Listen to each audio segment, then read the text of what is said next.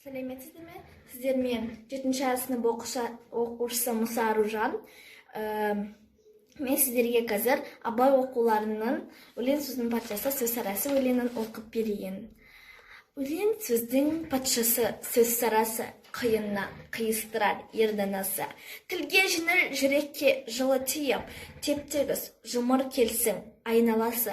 Бөтен сөзбен былғанса сөз арасы, ол ақынның білімсіз бишарасы. Айтушы мен тыңдаушы көбінадан, әуелі хаят хадис сөздің басы. Қосарлы бәйіт масал келді арасы. Қисыны мен қызықты болмаса сөз. Неге айтсын пайғамбар мен оның алласы. Мешіттің құтпа оқыған ғұламасы, мінәжат уәлилердің зар напасы. Бір сөзіне қиыстырар, әрбірі келгенінше өз шамасы.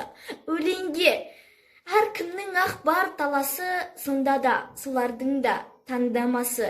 Іші алтын, сырты күміс, сөз жақсысын, қазақтың келістірер қай баласы.